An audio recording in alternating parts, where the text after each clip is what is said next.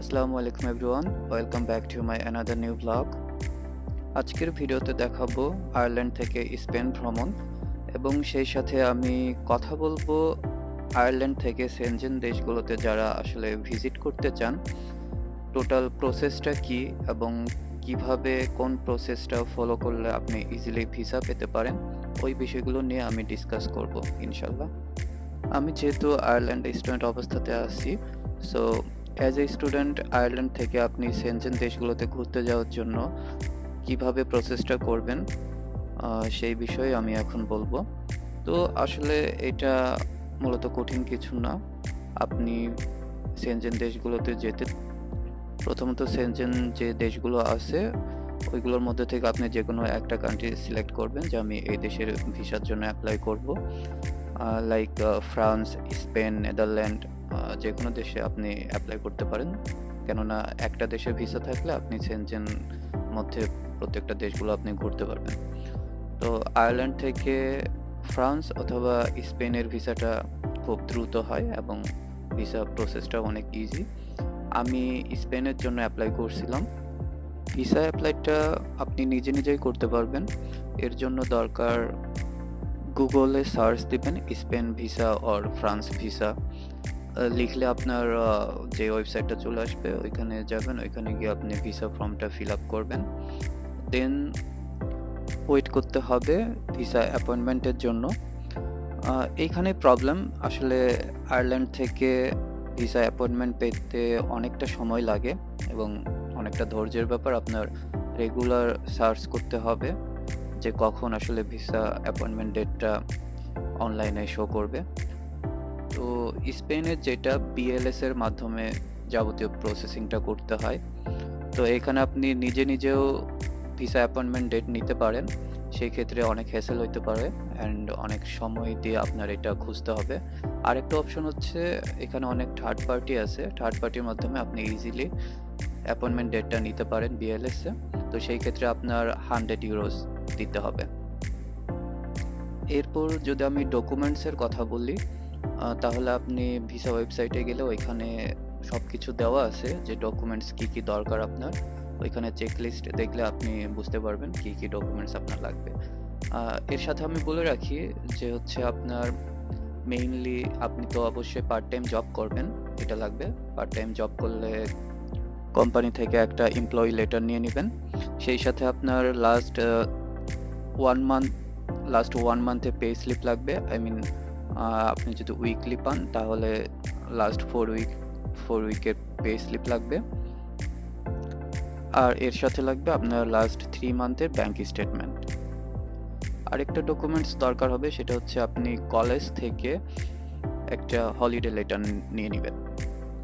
Holiday letter নেওয়ার জন্য কোনো হ্যাসেল হবে না। আপনি যদি ডিবিএস এ পড়ে থাকেন, জাস্ট ডিবিএস ওয়েবসাইটে গেলে ওইখানে আপনি হলিডে লেটার অ্যাপ্লাই করে দিবেন অ্যান্ড ওইটা 2-3 ঘন্টার মধ্যে পেয়ে যাবেন। দেন আপনার পাসপোর্ট সহ সব ডকুমেন্টস যখন বিএলএস এ সাবমিট করবেন, সাবমিট করার পর ওদের ওয়েবসাইটে লেখা আছে 15 ওয়ার্কিং ডেজের মধ্যে আপনার ভিসার ডিসিশন আসবে। তো আমার যেটা হয়েছিল 10 দিনের মধ্যে আমি ভিসার ডিসিশন পেয়ে যাই অ্যান্ড আমি কুরিয়ার সার্ভিসটা নিয়েছিলাম। সো আমার পাসপোর্টটা ওরা আমার বাসার নিচে এসে আমাকে কুরিয়ার করে দিয়ে যায়। আর অবশ্যই ভিসা অ্যাপ্লাইয়ের আগে যেটা করতে হবে, আপনার প্লেনের টিকিট কাটতে হবে। আই মিন আগে থেকে বুকিং দিতে হবে। দেন হোটেল বুকিং করতে হবে। হোটেল বুকিংয়ের রিসিপ্ট সহ আপনার এম্বাসিতে সাবমিট করতে হয়।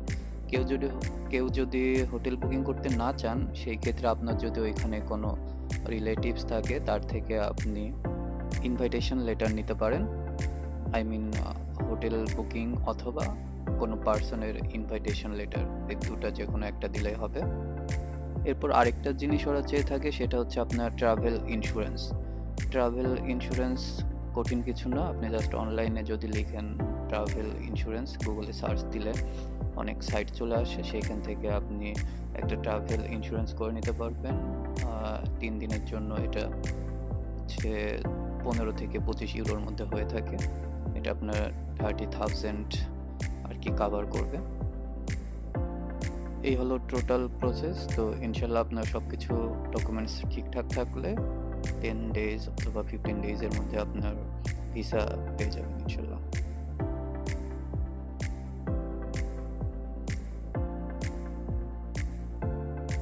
আমি আসলে ট্রাভেল একাই করেছিলাম, সাথে কোনো ফ্রেন্ড ছিল না। কিন্তু আপনারা যারা ট্রাভেল করবেন, আমি সাজেস্ট করব একা না গিয়ে 2 জন 3 জন বা গ্রুপ করে তারপর ট্রাভেলটা করবেন, তাহলে বেশি এনজয় করতে পারবেন।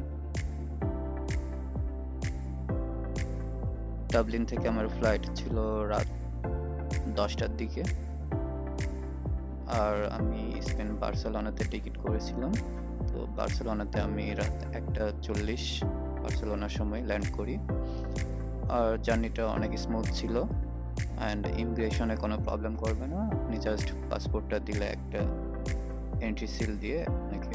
Hello Spain, good morning. 2 ঘন্টা জার্নি শেষে এখন আমি ইমিগ্রেশন পার হয়ে চলে আসছি। এটা হচ্ছে বার্সেলোনা এয়ারপোর্ট। ইমিগ্রেশন অনেক ইজি ছিল, কোনো প্রবলেম হয় নাই আলহামদুলিল্লাহ। ঠিকঠাকভাবে চলে আসছি, মাত্র 30 সেকেন্ড 1 মিনিটের মতো সময় লাগে। Okay, see you in the morning Barcelona, by.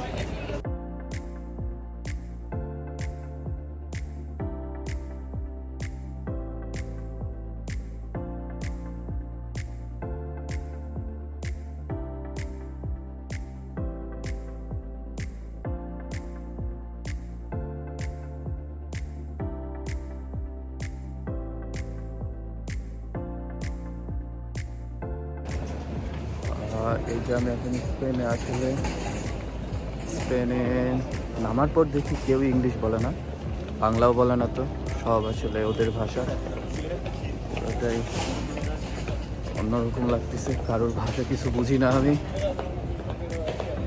তো এখন আমি যাব আমার গন্তব্যস্থানে যাওয়ার জন্য আসলে আমি ট্যাক্সি নিব।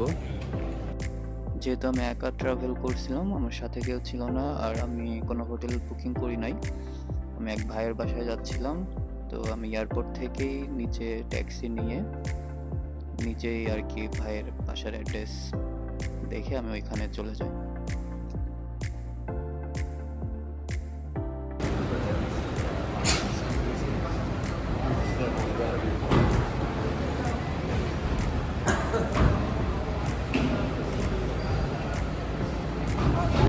আর আই থিঙ্ক যারা আয়ারল্যান্ড থেকে সেনজেন কোনো দেশে ঘুরতে যাবেন, তো ওই দেশে ঢোকার পরে আপনার ভালো লাগবে, কারণ আয়ারল্যান্ড অনেক ছোট কান্ট্রি।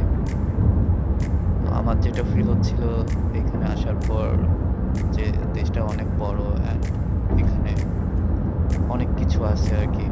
তো যেহেতু রাতের বেলা ছিল, তো চিন্তা করতেছিলাম ইনশাল্লাহ সকালে বের হয়ে সব কিছু দেখার চেষ্টা করবো। একদিনে তো সব কিছু দেখা যাবে না, আমার জার্নিটা আসলে একদিনে। আমি বার্সেলোনা স্পেনে একদিন থাকবো, দেন একদিন পর আমি আবার অন্য একটা কান্ট্রি ভিজিট করব। সো দেখা যাক আমি একদিনে কতটুকু ঘুরতে পারি ইনশাল্লাহ। বাট এখানে আসার পর যেটা সবচেয়ে আমার ভালো লাগছে, এখানকার ওয়েদার। আপনারা যারা আয়ারল্যান্ডে থাকেন তারা অবশ্যই ওয়েদার সম্পর্কে অনেক ভালো আইডিয়া, আমরা এখানে কীরকম ওয়েদারে থাকি। তো স্পেনের ওয়েদারটা অনেক সুন্দর।